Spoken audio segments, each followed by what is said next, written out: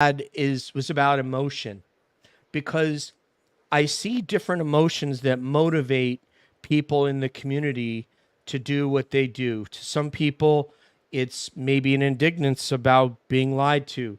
To some people, that emotion is anger. To some people, it's a sense of wonder. So I'm very curious, because of the work you do takes so much work. It takes money. It takes an investment in time and putting your artwork out there. What is the root emotion that drives you toward doing what you do? Curiosity. I think curiosity is what I'm trying to feed. And there's all kinds of emotions involved with what I'm producing. You know, I want to understand the phenomenon more, and I want to understand um, what's being withheld from the public in terms of secrecy surrounding technology or non-human intelligence, that type of thing. But yeah, I'd say like from a young age, I've always just been curious about these things. And I've always thought there's more to life than just, I guess, what we're told. And some people may call that like a belief. I've told people before that I'm atheist, and I don't believe there's anything more than just what we have here, this existence. And I'm not hoping for pearly gates or hopefully not a fiery hell, but I think while I'm here, I want to answer questions that I have about what's going on with our reality. And with these documentaries, I'm trying to find the answers. I'm trying to figure it out. But yeah, the truth is a lot harder to come by these days, just due to everything that's going on. So I think other emotions that can be felt are disappointment and, yeah, anger and frustration, resentment, all that stuff comes with trying to understand this phenomenon and just the truth surrounding our reality. Interesting. So curiosity was the prime motivator. Before we go any further, I just want to say welcome back, Julie. It's good to have you. Carolina's in the house. So hi, Carolina of Caro Encounters. And Nathaniel, how are you, sir? Can I get a and let me pass over. I appreciate that answer. It was curiosity is a prime motivator. Let's pass over to Money Nathan. Yeah, Darcy, I want to talk about the film real quick, and let me put an image on the screen. So this is your most recent film, Transmedium Fast Movers and USOs inside the Navy's USO Fast Mover program. And you mentioned behind this backstage that you had a chance to interview Tim Gallaudet. He appears in the film, and just how great of a guy Tim is to participate in this show. And I was wondering if you could speak a little bit to, you've worked with a lot of different folks that have been witnesses or provided their interview, and some of those people willingly come forward, and some of those people are really reluctant to come forward.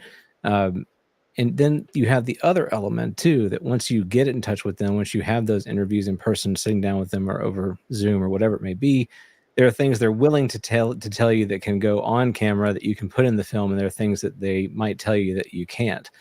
So I wonder if you could talk a little bit to, as a filmmaker, kind of maybe the struggle or maybe even the excitement of having those opportunities to speak with people like Tim, who feel like they're pretty close to some interesting information. And what is it like kind of getting those tidbits from him, both the official ones and maybe even some of those unofficial nuggets that you get to learn just in the process of getting to know someone and getting to hear things that they're willing to share with you? Sure. So I think the main thing is that I got to talk with him about this subject, right? So initially, I had no idea if he was going to agree to meet with me. I'm in Canada, so I was saying before DJ jumped on that I flew from Canada to Washington, D.C. to meet with Tim Gallaudet.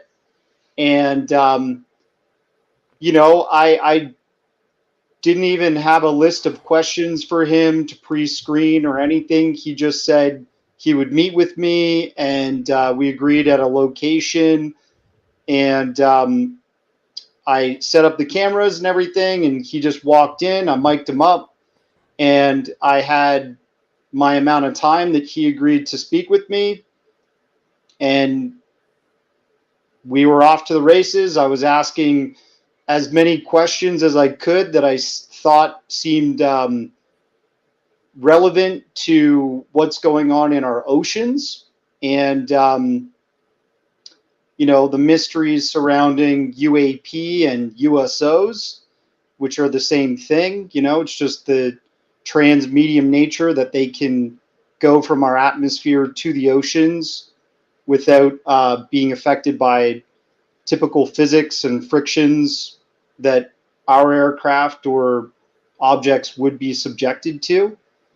And yeah, I mean, like once I got home from that trip, I stayed in communication with him, and I got to editing, and it's exciting, the process of putting together a story like that where you have really interesting testimony. For the few of you that have seen the doc, I think, Deb, you had mentioned you watched it, but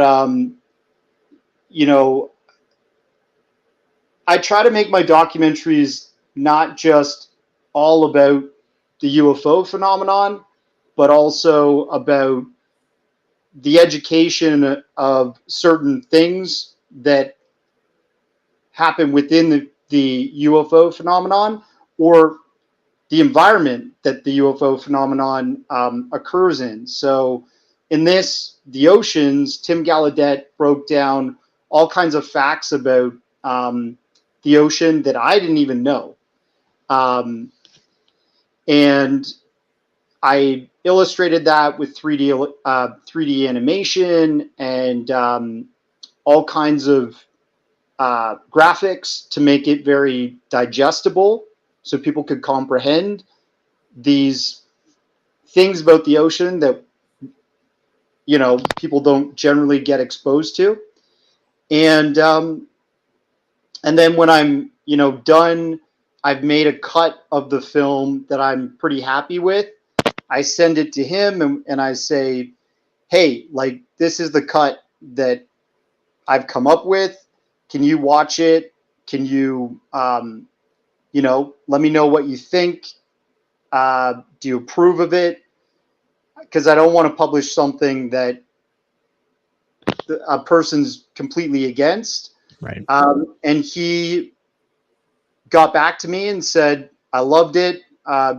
You did a really good job with all the information I gave and the testimony from Richard Dolan, Mark D'Antonio, Chris Stiles, Louis Borges, a bunch of, and Andy Marciel, who is a friend from New York that was part of the leaked Department of Homeland Security UAP videos that I featured at the end. You get a bit of anxiety when you get to a point where you've got like a final cut and you're kind of clearing that with the people that are involved. Richard Dolan wrote back, said it was a good film, but this, and this. And I'm like, yeah, well, I'm a one-man army here. I don't really have the James Fox budget or say some of these bigger players in the documentary game. And you do what you can with what you have. And that's what I've been doing the whole time I've been content creating in this space. And yeah, so I hope that answers your question, Nathan. Yeah, no, it's fantastic. Thank you. Deb. Okay, so this isn't the question that my only question, but I have to ask this question. So you've covered space, and for anyone who hasn't watched your documentary on the space UFO issue, that it was phenomenally well researched. And then you've covered the ocean, and you've provided a lot of information about USOs being seen there. What's next? Because I feel like it should be underground bases. Like that is another big aspect. Is it going to be land? Are you going to do land next? Well, Deb, I started with the very first documentary that I put together with my friend Lee Lustig was called The Underground, and it's about like underground bases, Phil Schneider's testimony, Richard Sauter, who wrote like 3 different books about underground bases. He wrote Hidden in Plain Sight and a whole bunch of other stuff. Really interesting guy. Yes. And Richard Dolan was actually featured in my very first documentary back in the day, which I just did over Skype and colorized it and whatever I could do to make it passable quality-wise. But I think the thing about underground bases is they're the greatest unknown, and they're probably one of the crown jewels of secrecy to do with this whole subject. I mean, that's an asset that the militaries of the world would not want to give up to the public in any way. It's where they're going to be keeping things as quiet and out of sight and out of sound as possible, right? So that's where the alleged, reverse engineering programs could be taking place, and housing ET craft and stuff like that. So I would love to do another documentary about underground bases, but I think what I'm actually doing is kind of continuing on with the transmedium thesis. And, full disclosure, I'm pretty good friends with Andy Marciel now, the guy who leaked the rubber duck footage, La Bruja footage, and the A10 warthog footage. It's great. From the Department of Homeland Security agent. And we stayed in touch. He's actually originally from Puerto Rico, and Puerto Rico's a hotbed for not only UFO, like USO encounters, but just it's a really anomalous area at the edge of this alleged Bermuda Triangle. And so we agreed to fly out there, and we teamed up with a longtime UFO journalist and researcher. And we got some really interesting interviews. We got a boots on the ground investigation with a whistleblower from that area of the world. And that's what the next documentary's on. I love that. I love his work, and I actually might try to get you to connect us to. He got that Border Patrol agent had viewed thousands of hours of sensor video to come up with his hypothesis that, and that's why I laugh when people go, "Oh, that's nothing. It's this, it's that, it's that." And it's like, you don't understand what it's like to do that. Take an 8-hour shift in front of a sensor, staring at that all day, and how the level of familiarity that you have with what is prosaic and what's anomalous that you're looking at through that soda straw that is a sensor. And that guy picked Andy, and that says a lot about him. It really does. So I'm so glad that you connected with him. Yeah. The interesting thing about Andy is that he is an experiencer himself.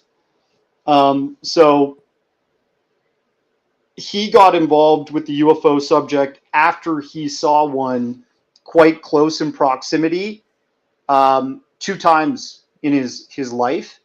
And that's why he set up his platform for discussion about UAPs and stuff. And his Instagram is called NYUAP discussion.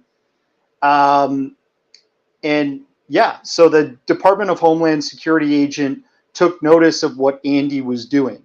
And, you know, I'm skeptical. Okay. Courtney's probably even seen that with Jason Sands that recently came forward. I have skeptical questions, and I'm not going to believe every single thing that comes out from alleged whistleblowers, although I do respect them for coming to the public and facing the fire, you know. Andy is one of these people that just does not take any BS, fights with people, like, you know, calls them names, blocks, deletes, like all this stuff.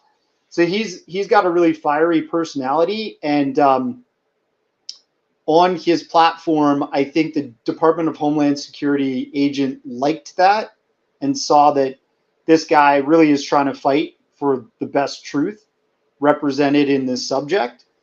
And that's why the guy reached out to him, and they started talking over a course of like 2 months. And I think the honorable thing about Andy is that he took the time, instead of just like, I guess he did do a slow drip of release of that footage, but he also went about it in a certain way where he wanted to honor the footage in the best way by getting it properly scrutinized by scientists. So he took it to SCU, Scientific Coalition for UAP Studies. Mm-hmm. Mm-hmm. And Peter Reale and those guys really poured over it. And the interesting thing is that, you know, when you look at the Tic Tac footage, or you look at the Go Fast footage, which Tim Gallaudet actually was exposed to, right? It's only about a minute or shorter, right, in length, maybe a little bit longer than a minute, some of this footage. But his footage that he got from the DHS agent is like 40 minutes. 40 minutes plus. Or, you know, like 40 minutes of the actual UAP out of an hour-long FLIR footage. And I believe it was shot on an MX-15 system, which Mm-hmm. is like a state-of-the-art FLIR camera system that our Customs and Border Patrol, the United States, employs to track things like cartels, illegal immigrants, anything they don't want coming over the border without, you know, it being legal. And so it's kind of unprecedented in that respect. And yeah, he took to Twitter. He got the fire just like Jason Sands did. And he actually deleted his account and just kind of like rage quit that side of things.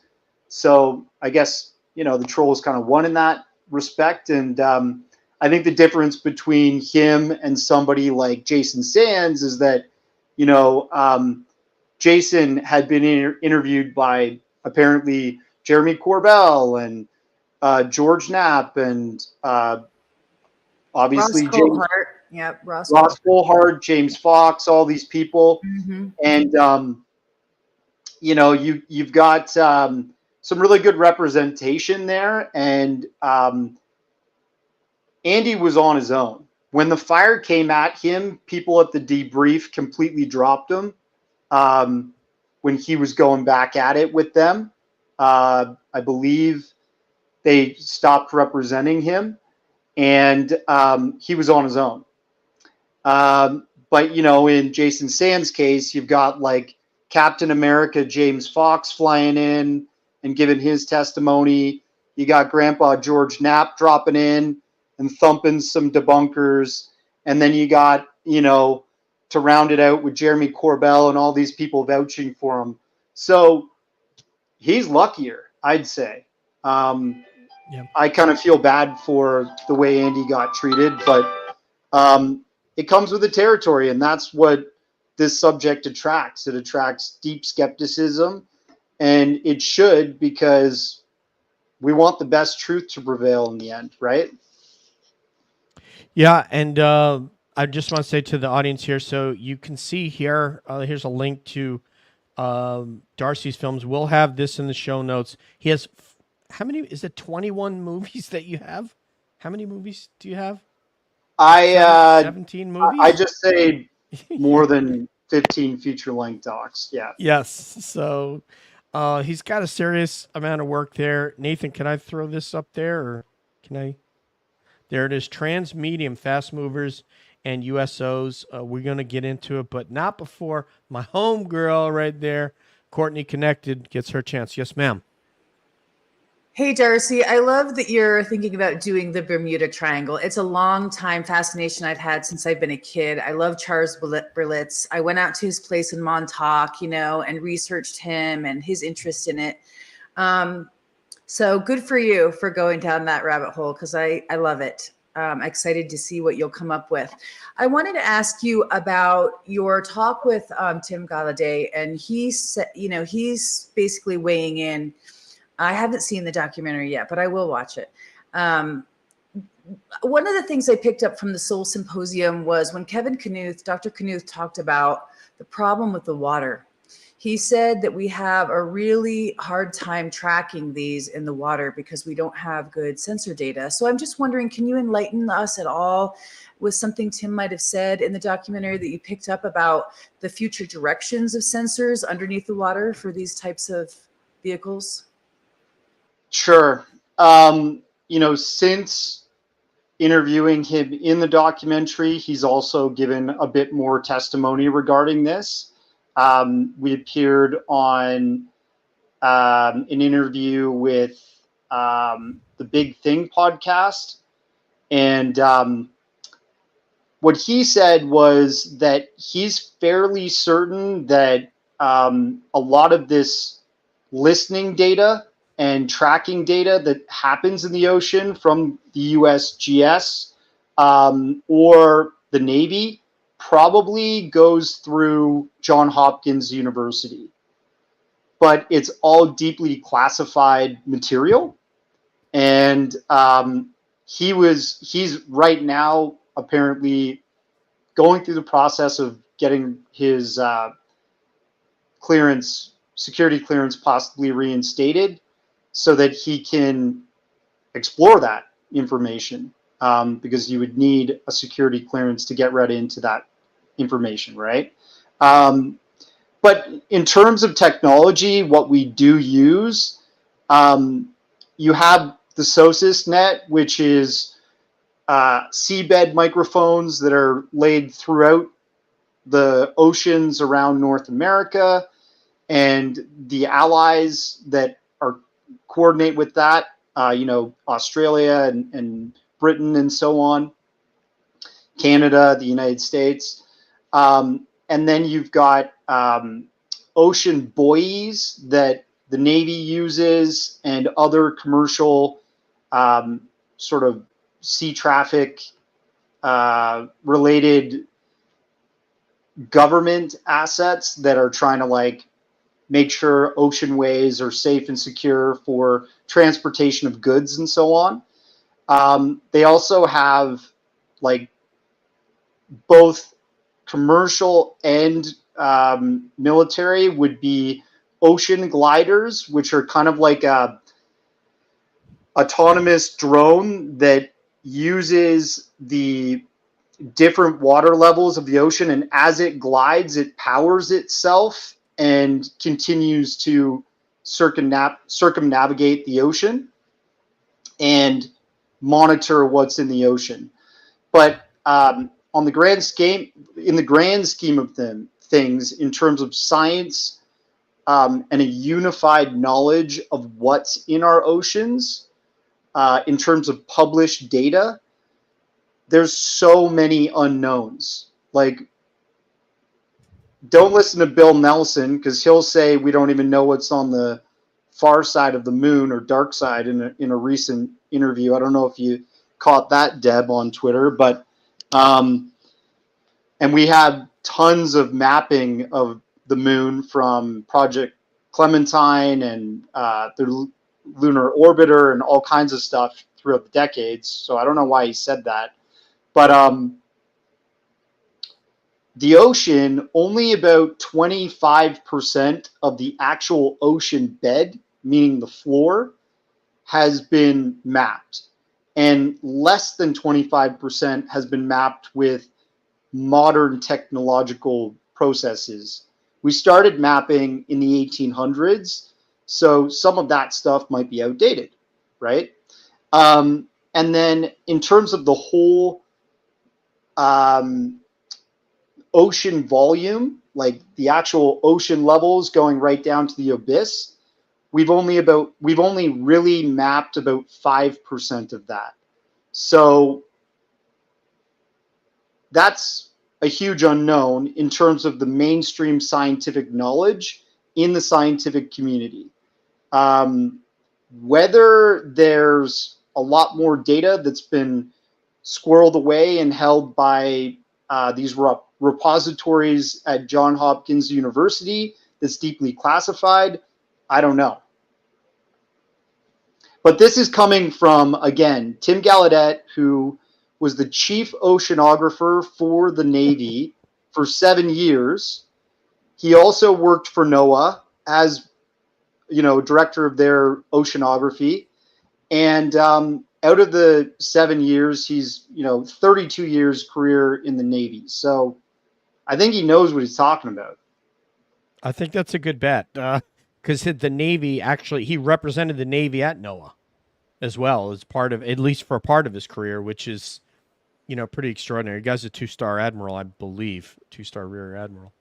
And that, there's more questions just about Tim, but this kind of came up in my mind because of the couple of movies that you've done on space, the Fast Walkers, the last time we had you on about that film. And this came up for me. And I was, messaging with the cabbies on this, but that guy Bart Sobral was on with Rogan, and apparently they think like Joe Rogan is equipped to discuss the moon landing as if he's some sort of, he's able to intake all the ins and outs of not only the data and analyze all the facts instead of saying, oh, that looks like it's BS or something like that. That picture, or why is Armstrong acting like that at the debrief? It's like, well, dude, he just got back from space. He's like literally the most famous guy on our planet at the moment. Like he's from like Wapakoneta, Ohio. He's like sick of this.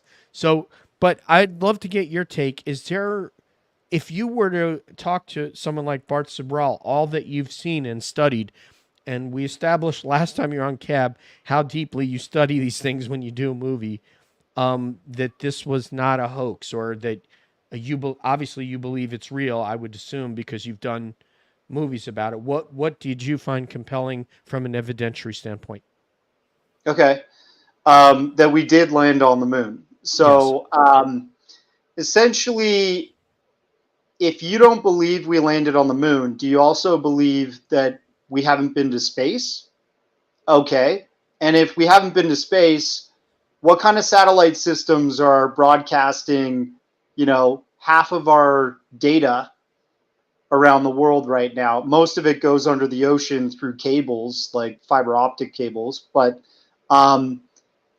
it's almost like a psyop that works against the American or the Western world to believe that we didn't go to the moon, because then you're not going to pry and want to know more about the moon if you believe that we never went there in the first place. It makes your population stupid. It makes people believe dumb and lazy conspiracies as if they haven't done any historical or scientific investigation into what we've done in space. And if you think about it this way too, a lot of the technological advancements, especially with computer technology, came from the Apollo space program. And all space programs, they're trying to test out technologies that are cutting edge, you know? And in terms of us landing on the moon, I think that the obvious thing is that we send people in these capsules, like the progression of going to the moon, the way to slowly understand our abilities technologically and figure out how to get to the moon. It makes sense going from the X-15 mission, which is directly going into space for the first time in like a kind of like a Virgin Low Earth Galactic orbit. space plane, low Earth orbit, right? Then those are the first astronauts, right? First pilots that were designated astronauts. And actually Buzz Aldrin was one of the X-15 mission pilots. Then you progress to the Mercury missions, which is a capsule that's in orbit outside of the atmosphere. And they're testing out how do we survive in a capsule and get back into the atmosphere and get back, back into our living quarters on Earth. Then there's the Gemini missions, which are called the Bridge to the Moon, where they're testing out how to go through cislunar space, like how to get close to the moon, get out there in the depths of space around Earth, and then do EVAs, extravehicular activities, which you don your spacesuit, you open the capsule door, and you do stuff in open space. So they're testing out all these, slow breakthroughs to get to their epic, which is landing man on that rock that's floating outside of Earth. And there's all kinds of reasons that we have been there and that we possibly have been going there secretly, but with technologies that are not dependent on fossil fuel rockets or hydrogen rocket technology. I think it's very possible that some of these UFOs that we've seen throughout history are actually space vehicles that are space worthy, that we've possibly gone into space with. And I think this is where you get into conspiracy land, because there's just not enough information. And when you talk about landing on the moon, we know that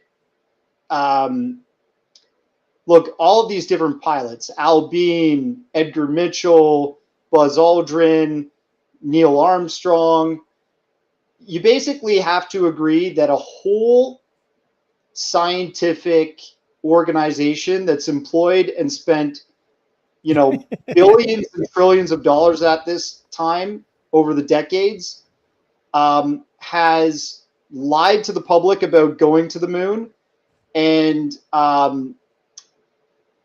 everyone in mission control that's tracking the telemetry, that's experiencing failures, that's calling out, hey, we need to repoint those antennas, we've lost comms. So the Buzz Aldrin, that's all faked for the cameras.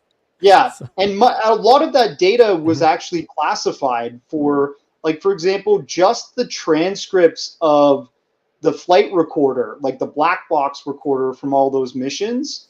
That was classified for 12 years after the Apollo missions ended.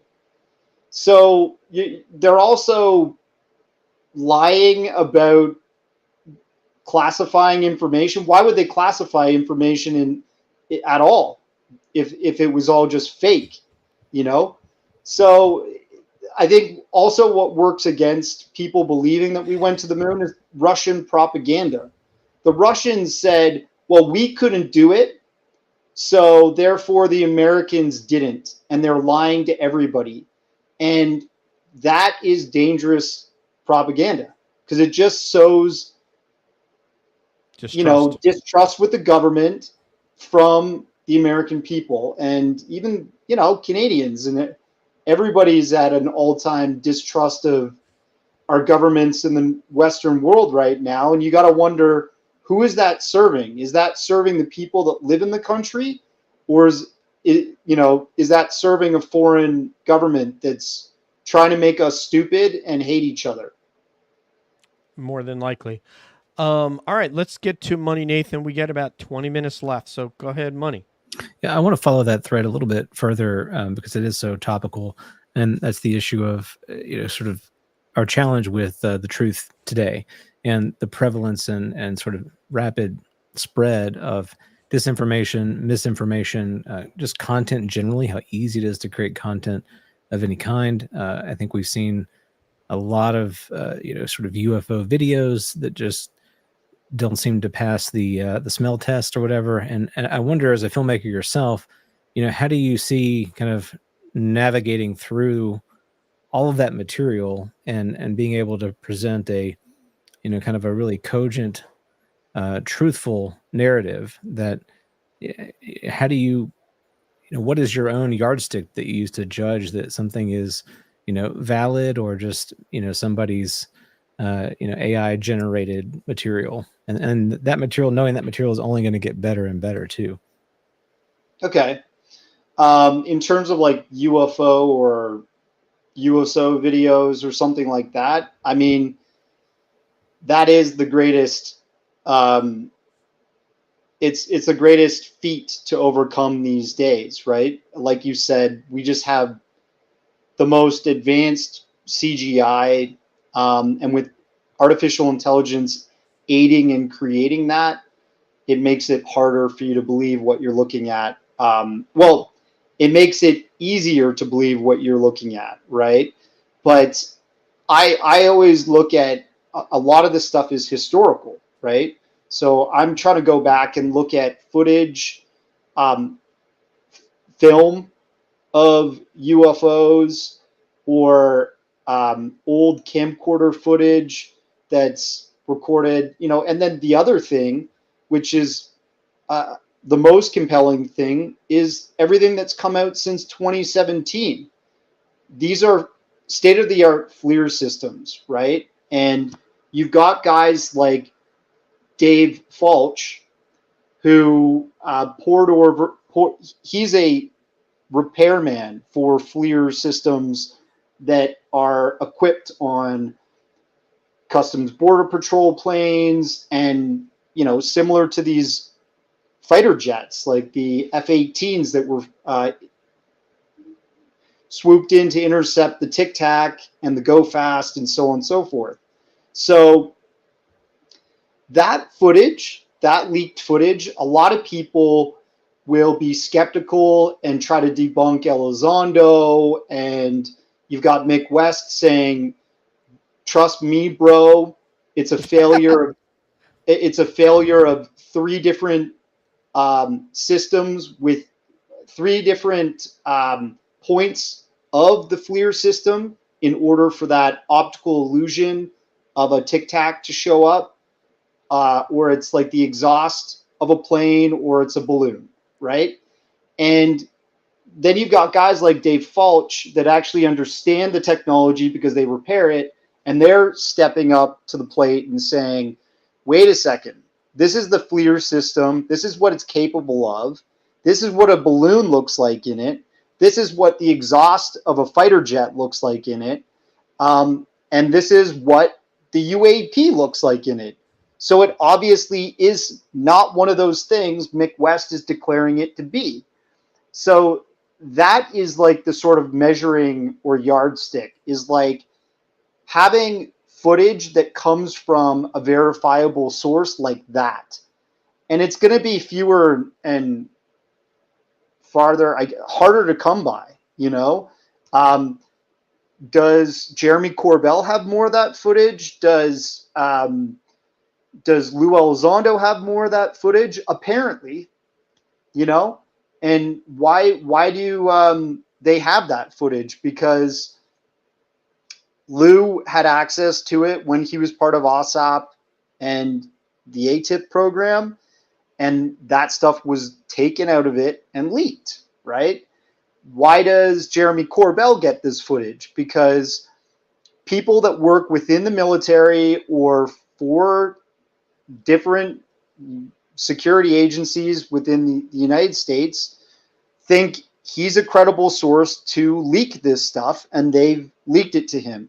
The same thing happened with Andy Marciel, with this DHS agent. And the other thing about that, too, with that case, with the DHS agent, is that you have to factor in that Department of Homeland Security has a whole team of people that are looking at this footage, and they've filed that footage away in a "what the fuck is this" folder. And because they've done that, that's already one level up of scrutinizing the evidence for being real, authentic UAP. Because these people deal day in, day out with stuff they recognize as cartel activity, illegal immigrant activity, or just civilian drones that are flying over the border and so on and so forth.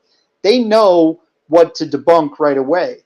So the fact that that stuff got filed away and then a few videos got leaked through Andy, and then it got further scrutinized by credible research group, SCU, that's important. That's the measuring stick that we need to sort of use when scrutinizing UAP videos. No doubt, man. And I think one of the worst moments for Dave is when he I don't know what he somehow befriended Mick West, shared the repair manual to the Atfleer, and that's what gave Mick all the ammunition that he used to try to debunk the pilots. And then Dave spent the next 2 years trying to debunk Mick's debunking of the pilots. But everybody, sometimes we trust people in these community. I've done it. Obviously he did it. And then people will use the knowledge you gave them against the community somehow. And unfortunately, that's what MW does. But here's someone who does awesome things in the community, and that is Debs. Yeah, I just wanted to comment that Blue Book also had that folder. The 700 unexplained cases are the ones that didn't end up in that folder.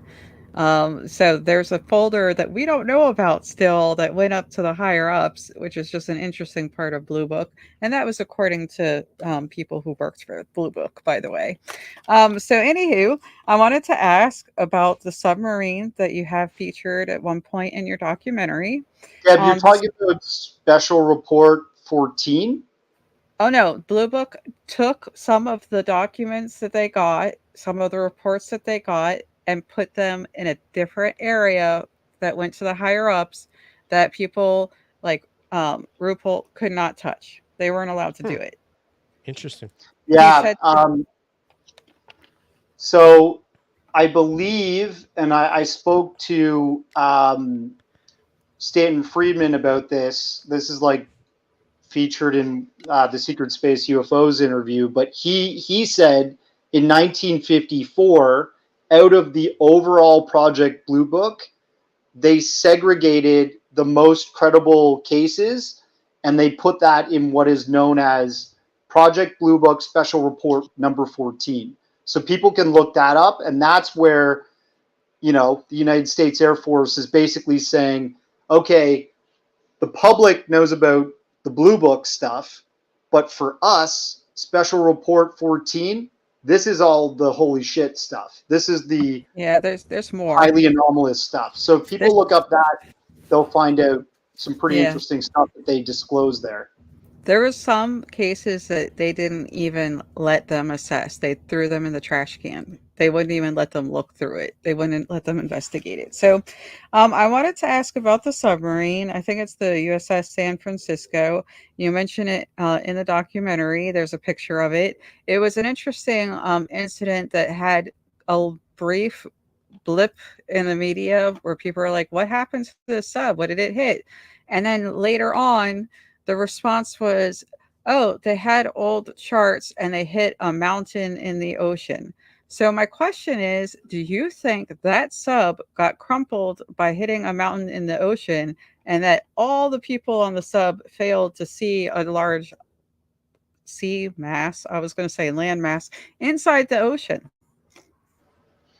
Yeah, I do actually think that they hit a seamound. And I think that is actually the problem with the unknowns about the ocean, which Tim Gallaudet is trying to be an advocate for, not only in terms of the UAP subject, but better scientific data about our ocean bed and such, because you get accidents like that where the submarine crashes. I think one person died and multiple people were seriously injured.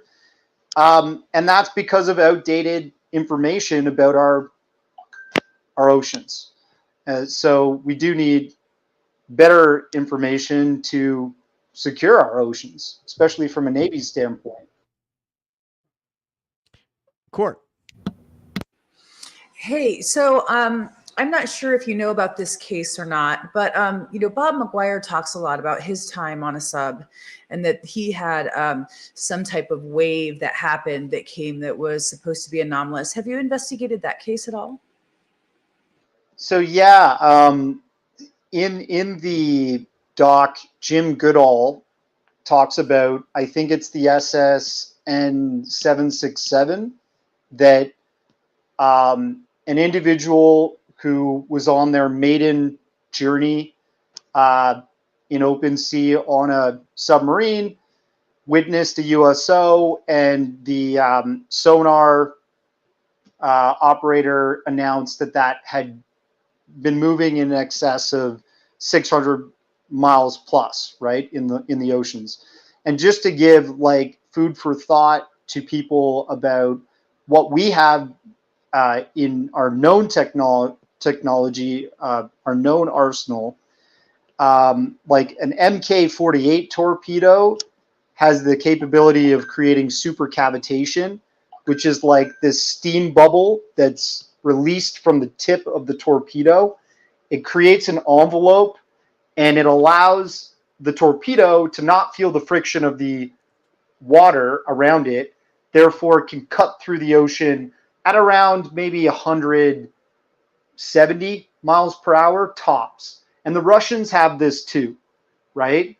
Other navies have the capability of creating, world powers have their submarines now equipped with supercavitation capable torpedoes.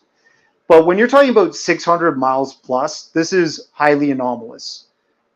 We have our submarines, which is a large object, and sometimes these objects are being reported as large objects being picked up, shooting through the ocean at those speeds, like a submarine size or a little bit less. That's an even greater feat. You can't create supercavitation for a submarine because you'd have to create an envelope big enough to do that. And it's pretty hard, right?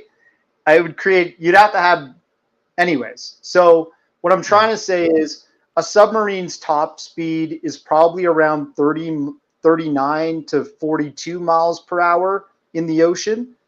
So what are these? What are these objects? And essentially, we're talking about a USO, transmedium craft, that's super powerful technologically if it's able to do that. Is it some kind of black budget craft that we don't know about, or is it a non-human intelligence craft? And that's the type of thing I want to know. I don't know. And when I released just the trailer of my doc, Bob McGuire reached out to me and said, "Oh, just so you know, I'm the person that Jim Goodall was talking about that had that incident with the USO, with the supposed fast mover, right?" And he's not the only person. Like Mark D'Antonio had that experience on his very first ride on a submarine, and he looked into it, and he found through interviewing all kinds of Navy submariners that that's a common occurrence, but it's just not something that's well reported. So there's probably a program called the Fast Mover Program, nicknamed, where they're documenting this stuff and it's being stored away and classified. And for reference, so when Darcy says 170 miles an hour, that's only about 147 knots. And then when they saw something going 600 knots in miles per hour, that's about 690, nearly 700 miles per hour. So that is going, like you crossing the Atlantic Ocean with a decent tailwind in an airliner underwater, and a enormous amount of hydrodynamic drag that's present underwater. That's incredible. So I know that was a TV show back in the 70s, but neither here nor there. Darcy, I got him a smile this time. I did it. Darcy, this is kind of like my last question. We're not going to do a whole round anymore because we've run out of time, but just what is the greatest concern of Tim? Is it the fact that there's a direct threat potentially to craft that are undersea, or is it just a potential threat, kind of using the Lou Elizondo model, or is it the unknown? What is his biggest concern with what he knows? Because I realize he can't release certain things to you due to classification, but overall, what did he express? So he released this white paper with the Saul Foundation. I highly implore everybody to head over there and read it. It came out in March. And he's trying to attack this on 3 different fronts. He wants better education in the mainstream scientifically about our oceans and about UAP.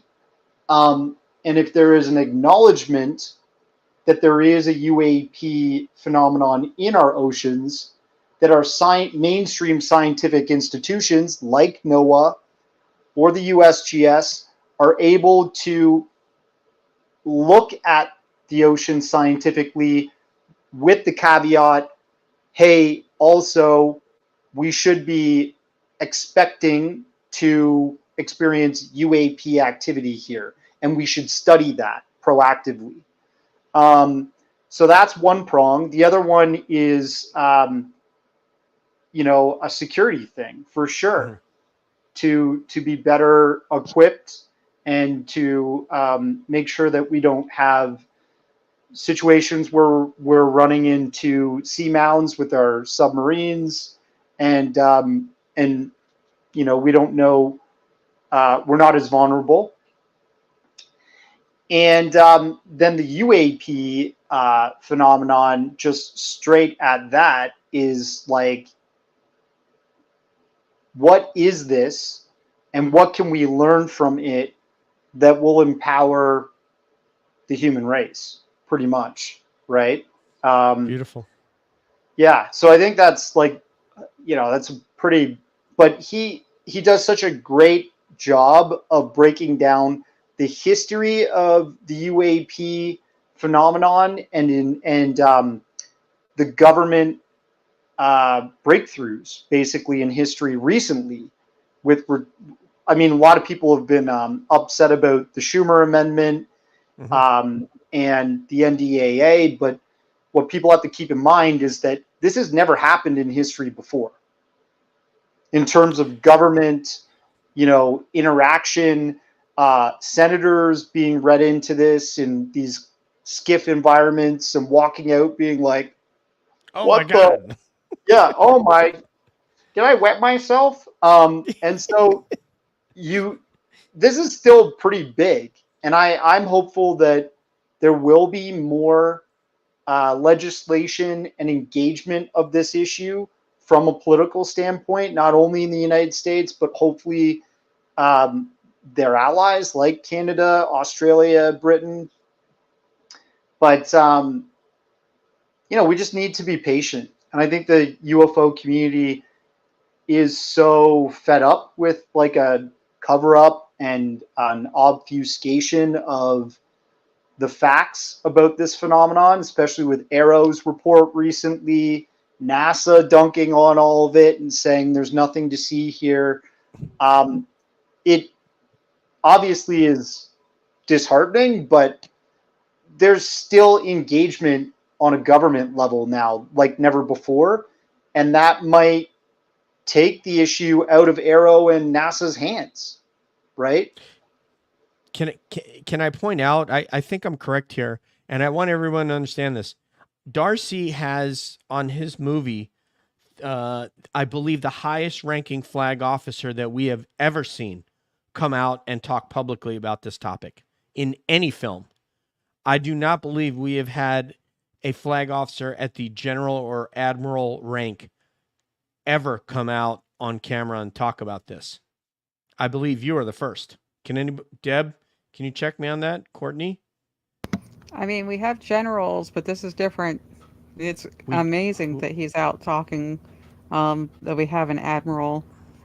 I don't think we have anybody at that rank that I can think of that's just come out of service that's talked about this. I can't think of anybody above like Colonel John Alexander probably and Colonel Nell that backed up David Grush, but I can't think of anybody at the flag officer rank up to the level of general or admiral.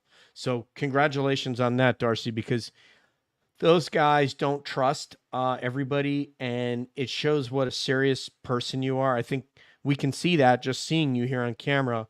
You're not a jokester like me. I don't think Admiral Kelly would be like, who's this chucklehead? But you had to be a really serious person to impress him and allow you to turn the cameras on and film him and give you statements and information. And that, I think that says a lot about you. Because we have a super fan here named Mick, who's from England, the Cab super fan, we'd like to put this up there. Hey, Darcy. Well, let Nathan read. He's the executive producer. Sure. All right. So thank you, Mick, for this question. So, hey, Darcy, great work, brother. Question: what do you think about C5 or HEIS? So I think that CE5 is a marketing gimmick, and it's been popularized by somebody who's been a leader in the UFO community for a few decades now, right? That's obvious. But that modality where we try to engage with a greater force or intelligence or connect with something outside of our body and, communicate, bring them to us, so on and so forth. That's called meditation. And it's been around for thousands of years. It comes from every culture. When you go to church, you pray, you're meditating. When you are a, Buddhist and you're meditating, you're practicing the same modality. You're concentrating, you're visualizing, you're communicating, and you're hoping to get some kind of interaction, feedback from that. And so I think it's important. My form of meditation is concentrating on something on my phone, my computer. I probably should practice something else than that. But that's what I think about CE5. I'm glad that it's an interesting way for popularizing meditation towards a possible non-human intelligence, but I don't think you need to subscribe to that certain methodology or pay for it. You can just meditate. I wish I could meditate and get a beard like Darcy's, because Nathan, do you think this is the #1 beard we've ever seen on Cab? I think so. Top beard for sure. Yeah. I'm glad Deb, you got him to smile. Darcy, you got to smile. Like I said, he's a serious person, and getting a general officer to come on camera and talk about this and at the admiral rank and from a naval perspective is huge, and that's not that's not something that I can't think of another filmmaker that shows how far we've come in the topic. And it also, in addition, says something about Darcy. So we're going to say goodbye to Darcy now, and then we're going to talk about the Untold Radio Network, where we can be found next week. So let's start with Cabby Goodbye, starting with either Courtney or her hair, whichever wants to speak first. I'll go. Darcy, one of the things that you said that I really liked as my takeaway tonight is about honor. You know, about honorable people doing good things. You talked about leaking of videos and other things. And so I think it's really great that you are in that position to handle some of that delicate work with the people that you work with in your film. So I just want to say thank you for doing that and holding those people with honor and cherishing them, because they're the ones that are helping lead the way. So good for you, and keep up the good work. Debs. Thank you. Yeah. Could you please name that documentary about the underground bases before I get to say goodbye? Because you didn't say the name, and I have to go see it now. Yeah, It was just called. I had it up on the. It's called. Just give me a second.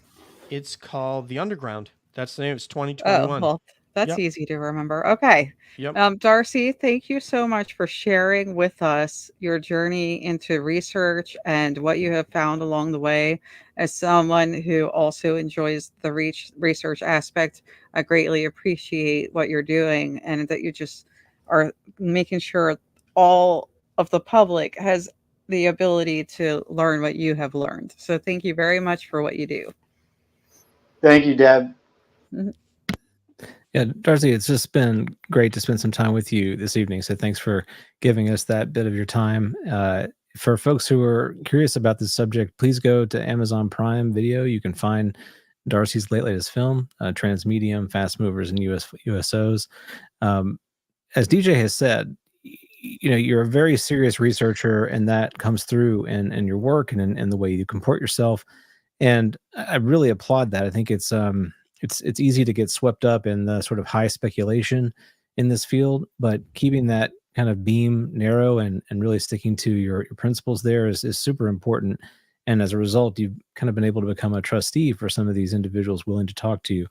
And we need more of that. We need more folks who are willing to kind of push the envelope there and be champions in that way. So thank you so much for what you're doing. I'm sure that it's got its ups and its downs, the path that you've chosen here, but we really very much appreciate the work that you're doing.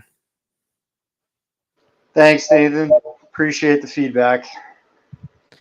Yeah, Darcy, just to tack onto that, it's kind of like when Deb mentioned that about Blue Book, and you just showed your chops right there. You know that you were on it, and you had heard of this, you had researched it, and we're very, very proud to have you on the show, that you would take your time to join us, and we hope that you'll do so again. We'll make sure to throw the links up there for throw it up on screen if we could one more time. Transmedium, Fast Movers, and USOs.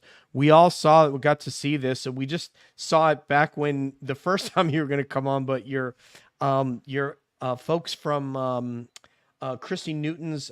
Can you give me the name of their agency that promotes your work? Oh yeah, Vocab. Chrissy was helping me get the word out about this documentary. Although Yes. she doesn't talk to me anymore, so maybe she's mad. I don't know. Oh, I didn't know that, because they were so kind. They did provide us one of her assistants provided us the link and let us watch it, and I loved it. And what you were able to do, like you said, on a limited budget, I thought was great. So thank you so much, and I hope you'll come back and join us another time. Thank you. Really appreciate you having me on. Sorry, yeah, it's been a crazy month. I've been going through a move, and it's all happening. Let's see what happens with the UFO subject, and stick together.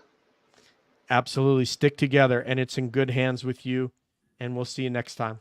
All right. Cheers. All right, guys. Money Nathan, throw it up on the screen and give y'all thing about Untold Radio Network. Yes, sir. Yes, sir. Here we go. Untold Radio Network. So yeah, this is the last show that we're doing where you'll find us on our Calling All Beings YouTube channel, and our future shows will be hosted on the Untold Radio Network channel. We'll be, of course, providing links to those shows on our Calling All Beings YouTube.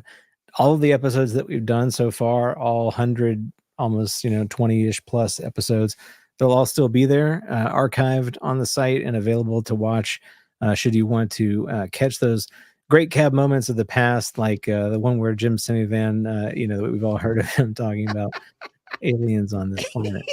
Director of operations. For the Director of CIA. operations. It's just absolutely crazy. So all that content will still be there, and we'll be providing links to our content that is broadcast through the Untold Radio Network. We're excited to be part of that network and enjoy, sort of the reach that it has, and also be a participant amongst the list of shows that are already in that network, and it's continuing to grow. You'll be able to subscribe to that not only on YouTube, but also your sort of podcast, of choice, your podcast collator. I don't know what the right term is there, but podcatcher, perhaps. Purveyor, right? Purveyor, yeah. Anywhere you listen to podcasts, you'll be able to find us there, and we'll have a regularly scheduled time as well. And the great thing about that is a lot of the shows that we're going to be doing with the network will be recorded. So we're going to shift our kind of format just a little bit, not always, but sometimes we'll do recorded shows. And what that'll allow us to do is when they broadcast on the Untold Radio Network YouTube, cabbies can be in the audience sort of chatting with folks that are also watching the show and interacting with our audience in a way that we just can't quite do on the live shows, because we're focusing on the next question we want to ask, or really paying attention to the guest.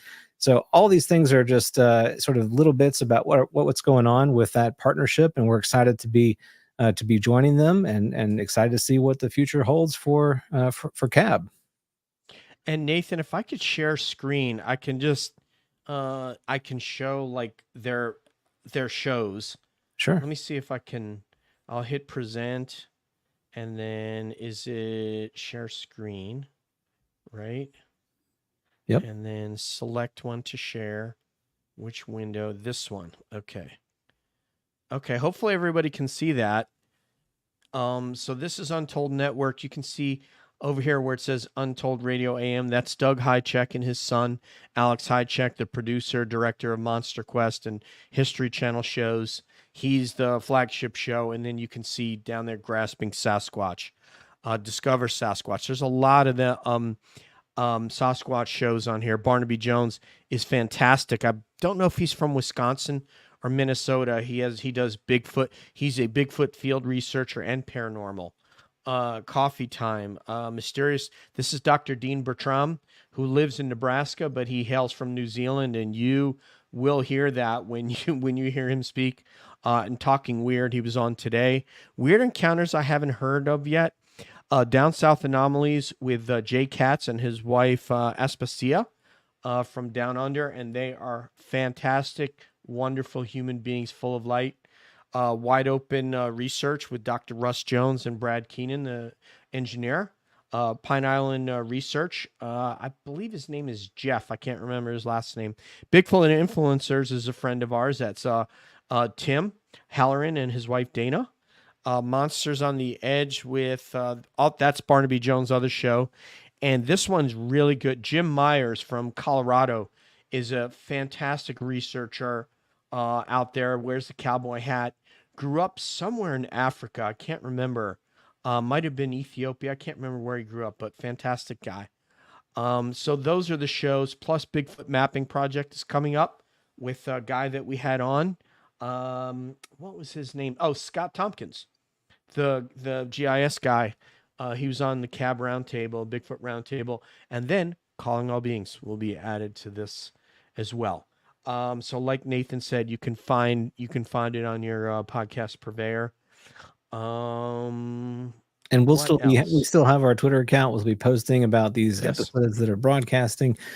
So we're not really going anywhere. We're just sort of changing the way in which our content is distributed. And DJ, as you mentioned with all those shows, one of the things that's kind of notably lacking is real focus on UFOs. So we're excited to be bringing that subject to the Untold Radio Network and bringing those folks that have an interest in that subject along with us, and growing that audience of interest as well. So just a really exciting opportunity. And I think we're gonna sort of see the new chapter of CAB be a really positive one. Can I comment? Yeah. Yes, ma'am, please. Both you guys don't want to comment, but Yeah, yes, ma'am, please. I just wanted to say it's like the sedan that we were driving is now going to be a limo, and we'll have room for more people to come into the cab.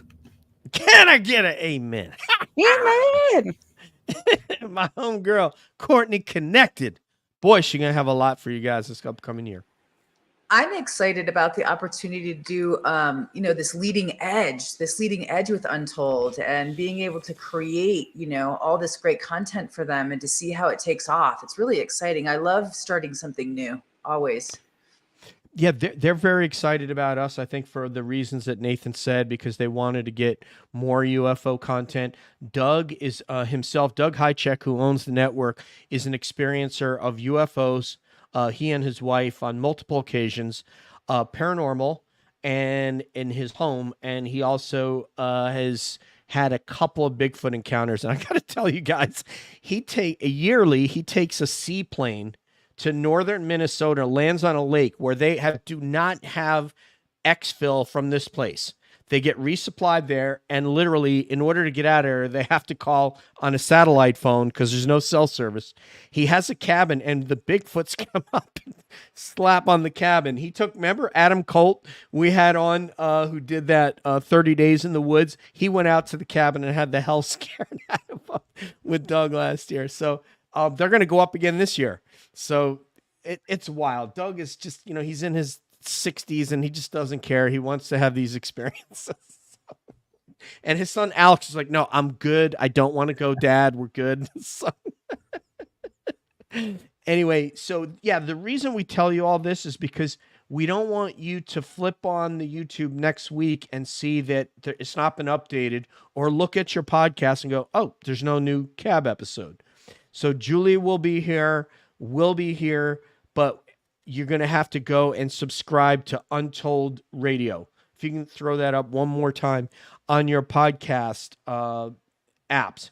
Can you throw that up there? No, sorry, I dropped it and I'm going to put it back. That's okay.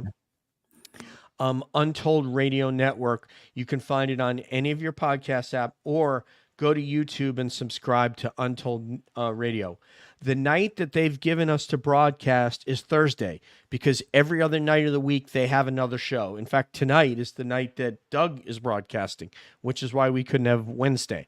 So we're going to try to be live as normal, but when we can't be live, there it is, Untold Radio Network. So you can find that on YouTube. Please subscribe to it, and on any of your podcast apps. And every cabbie will be throwing this out on their social media and tweeting to hashtag UAPX. So that way you can find our YouTube, and we can all pick a different podcast purveyor and throw it out there. So we will do premieres when we can't make it on Thursday, but we're going to try to be here Thursday as we can. But if we can't, then the difference is you'll see it premiere, and then we'll be in the chat talking trash with you guys. And you can ask questions and have us answer in real time. And Nathan, he might even stroke his beard while he's asking a question.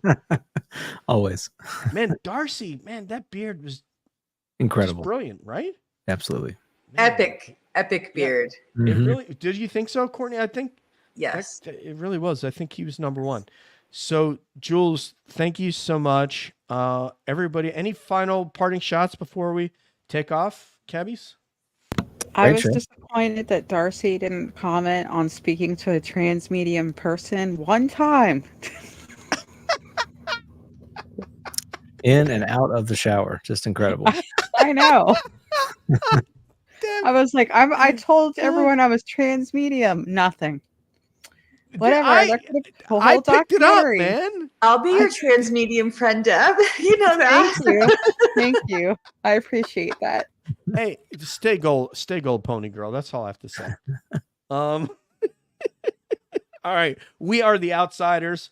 It just so happens that sometimes we're inside a cab. Thank you so much, everybody, for joining us. Say when again the changes, DJ. Okay. So, Julie, the change will be next week. So Thursday, yeah, I guess we should talk about who we have on. Oh That's a my good God. idea. The first Hey, guest that we'll have on Untold Radio Network. Let's talk about that. Yeah. yeah, he's really hurting for Twitter followers. Where is he at now, Nathan? I've lost count. It's very over high. 3 million. Yeah. No, I'm sorry, YouTube subscribers. Yeah. Carl the Crusher Andreasen, who was on Vinnie Adams' VREF virtual conference last weekend, has over 3 million YouTube subscribers. I will have the list of countries that combined do not equal Carl the Crusher's, and we will recite that for Carl because he has 1 million more since last time we had him on. He's crushing it. That's what he does. Just what he does. That's Deb's. You just stole Deb's line. That would have been Deb's line if you didn't take that. You passed it to me. So, yeah, very excited to have Carl, and that'll be his second time on the show. It's just been a long time since we've had him. He's one of our earlier guests, and he was so gracious to spend time with us. We were just kind of getting ourselves started. So excited to catch up with him. He's been really busy doing lots of field research at various places. I know he's got a lot to say, so it's going to be a great first episode on Untold. Also, should we announce that we booked his research partner, Chris Bartell, Skinwalker Ranch in the U.S. Air Force's Chris Bartell, who will be back at the ranch, by the way. Nice. Did you know? Yeah. I did not know. That's great. Yeah. You have to mention to Chris Bartell that I'm the crazy lady that offered him my house in Montana when he didn't come here. Yeah, I was like, Chris, you need a place to stay in Montana. Like, stay at my house. And he was like, I might take you up on that. So now he'll know who I am through Kat. He will. I'm sure he's going to recognize you when he comes on air. So he's booked for July 3rd. I think that's why, because he is going out to the ranch, I believe, in June or something. So those guys are, how do you say it? Do you know you guys might know. So let me just ask, do you guys know anybody who's doing more field research in UFO topic than those two? Like field research. Toby Martinez does a lot. Oh, in New Mexico? Yes, he goes out with people, looks at things that are going on in the Roswell area. Mm-hmm. Yeah, because Tim went out with him. Our friend Tim from All Things Unexplained went out with Toby, and man, Tim's a wild man. I'm not even going to get into Tim's experience out there, but let's just say he's a special person. He's great. He did go out and he did find some pieces of metal and stuff like that, but Tim he's wild. I love Tim. And he did show up in the chat today. He is the one who connected us up with, who's the one that he's the one who got us Thomas Winterton. Mm-hmm. So, he connected us with Kirby Dixon of History Channel. Yep. With our friends from All Things Unexplained. Yes. We're going to have them on for another, just kind of a get together with all three of Smitty, CJ, and Tim. And that'll be cool. I think, because Courtney met Tim and she hasn't met the other two, but they're fun. So that's all we got for you tonight, but we've got a lot of great guests coming up. Most notably is Carl the Crusher, going to be here next Thursday night for our debut on the Untold Radio Network. Jules, thank you, my dear. I appreciate it. She's saying something about redheads in here. Julie is just, she's like, man, she's just so witty. Like her wit exceeds mine like times 4. So anyway, Duncan is saying something in French. Anybody here? It looks like French Canadian. Man, hopefully it's nice. What's that? Yeah. Hopefully it's nice. Thank you. Thank you, Nathan. All right, Deb. Nathan's, you had the wit just knocked out for tonight, but now Nathan's trying to like wrestle it back from you. So it's almost like Nathan's a genius. Whatever will I do? I'm okay. Right. I'm okay with it. Oh man, you guys were awesome tonight. From the moment that you got out of the shower and went into the next medium, Deb, you've just been killing it. So for Courtney and Debs and Money Nathan, this is DJ saying peace out, one love. We'll see you down the road. We're always wondering what's up around the bend.